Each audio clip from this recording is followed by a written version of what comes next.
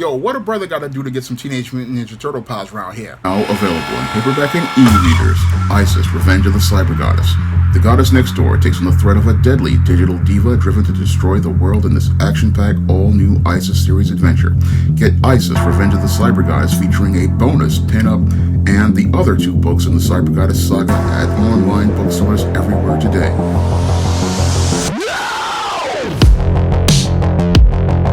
I just saw the trailer for Seth Rogen's version of Teenage Mutant Ninja Turtles, Teenage Mutant Ninja Turtles, Mutant Mayhem. Now, I say it's Seth Rogen's version of Teenage Mutant Ninja Turtles because as a screenwriter, I know all about adaptation, and when it comes to adaptation, you are getting somebody's version of a story, not the actual story itself. Now, Seth Rogen has decided to make his adaptation of Teenage Mutant Ninja Turtles, and from what I saw in the trailer, I wasn't really feeling his version of Teenage Mutant Ninja Turtles. Now, Seth Rogen's version of Teenage Mutant Ninja Turtles is loosely teenage because they act more like tweenage Mutant Ninja Turtles from about 11 to 13 years old, and not like the more mature characters who are acting more like they are 16 to 18 years old from the Kevin Eastman and Peter Laird comics, or many of the other adaptations of Teenage Mutant Ninja Turtles,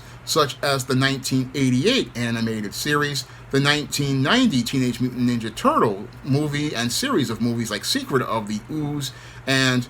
the Turtles in Time, and they're not acting like the TV version of the Teenage Mutant Ninja Turtles with Venus, nor are they acting like the 2003 animated version, which is the most close to the original comics, or the Fast Forward spin-off series, or the later live-action Ninja Turtles series, which featured Stephen Amell as Casey Jones, or the more recent Teenage Mutant Ninja Turtle Nickelodeon series. And that's one of the reasons why I'm not really too upset about the Black April O'Neil that is featured in Seth Rogen's Teenage Mutant Ninja Turtles Mutant Mayhem series, because when I looked at this trailer, I just saw it as, again, while I saw it as passive-aggressive racism, and passively you're including a black character for so-called diversity, but aggressively you have made her unattractive because you don't want to elevate a black woman to a high social status by putting her on the same level as a white woman, like the previous April O'Neil adaptations have been.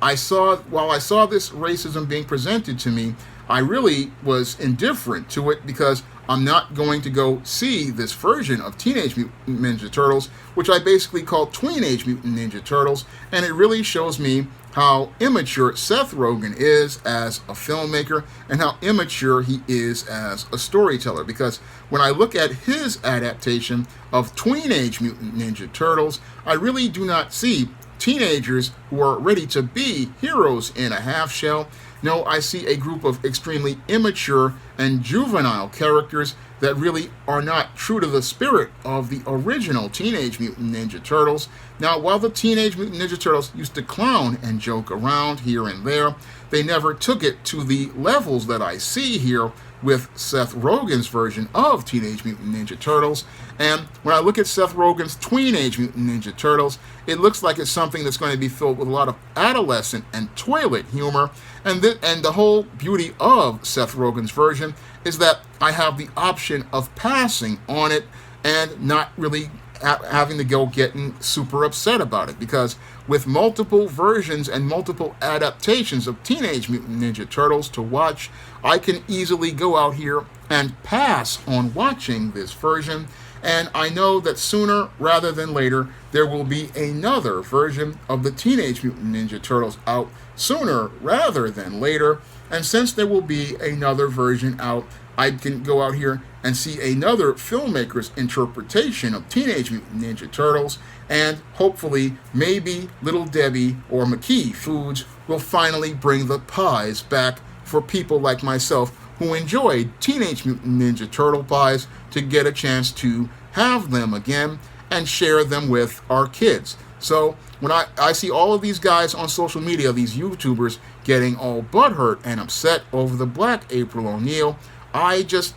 shake my head, because it's nothing to get upset about, because we've already had about 5 or 6 adaptations of Teenage Mutant Ninja Turtles, and if you don't like one version, you can go watch another. Now, my favorite versions are the 1988 animated series, the 1990 movies, Teenage Mutant Ninja Turtles and Secret of the Ooze, and I love the 2003 animated series, and I love them all for multiple different reasons. I love the 88 animated series because it was a fun action and adventure series. I love the live action movies because they were just a boatload of fun, and you can watch them a dozen times and not get tired of them. And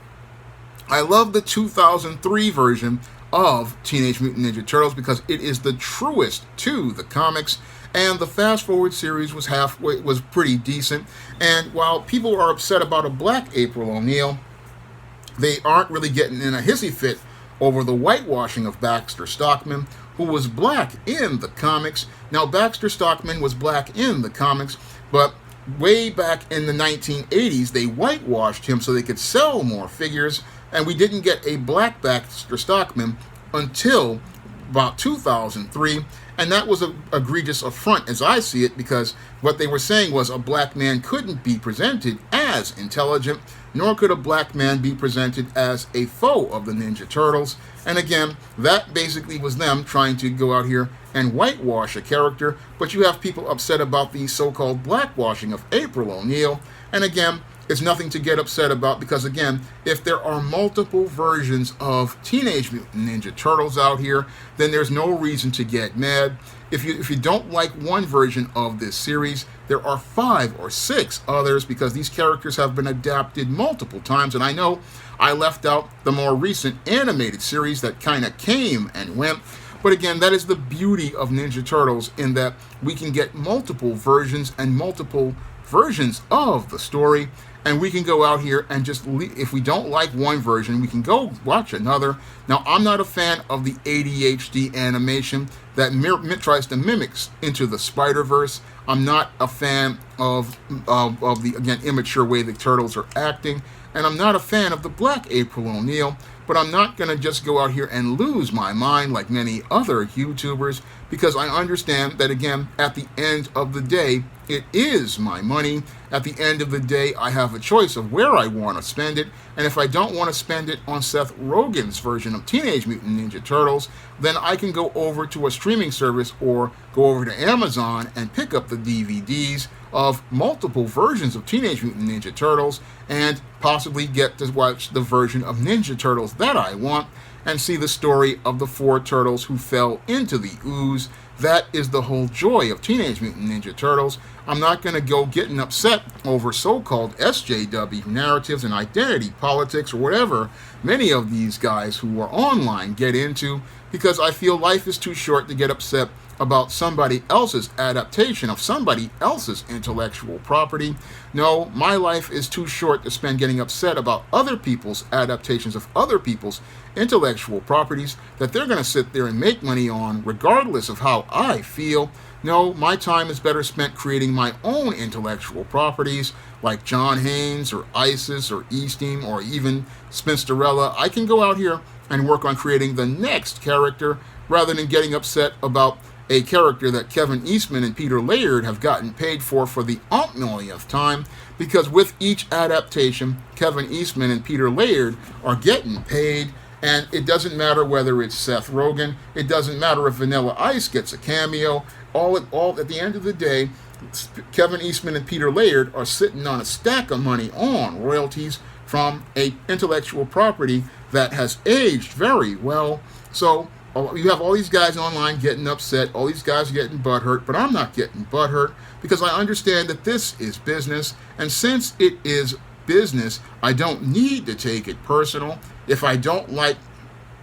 this adaptation of Ninja Turtles, I can go out here and watch another version, and there possibly will be another version coming up soon after this. And if these guys are really smart, Kevin Eastman and Peter Laird, they'll be asking one of these companies to bring back the Teenage Mutant Ninja Turtle pies and hopefully keep them and bring them back to the masses. And hopefully everybody will get to experience how delicious those pies were, straight from the sewers to you. And hopefully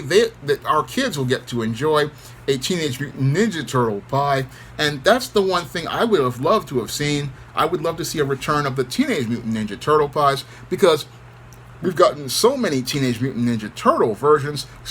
but we haven't gotten any Teenage Mutant Ninja Turtle pies, and that's the whole shame of everything. And again, I want me some Teenage Mutant Ninja Turtle pies, and I don't want to have to go to that penitentiary to go get some. No, I want to be able to go get some Teenage Mutant Ninja Turtle pies from the bodega. And again, that's the only thing that annoys me about all of these different versions of Teenage Mutant Ninja Turtles, is I can't get my Ninja Turtle pies. And again, I'm not getting upset over this version, because I know in 2 to 3 years, people will forget all about Mutant Mayhem and its knockoff Into the Spider-Verse animation, and they'll be all talking about a brand new version, and hopefully that version will be more like the 2003 animated series and show kids what made Teenage Mutant Ninja Turtles an absolutely great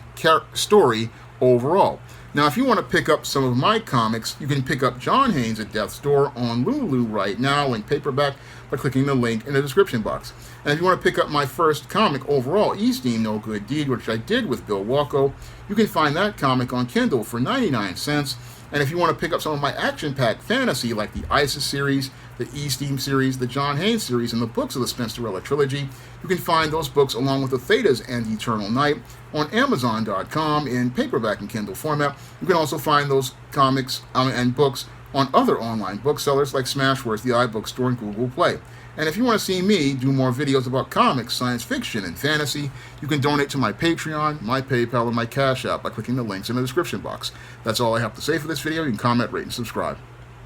Now available in paperback and e-readers, East-Team Horror of the Hyena Woman. Hell's aspiring angel takes on a wicked werewolf in this action-packed, all-new East-Team series adventure. Get East-Team Horror of the Hyena Woman in paperback and e-readers today.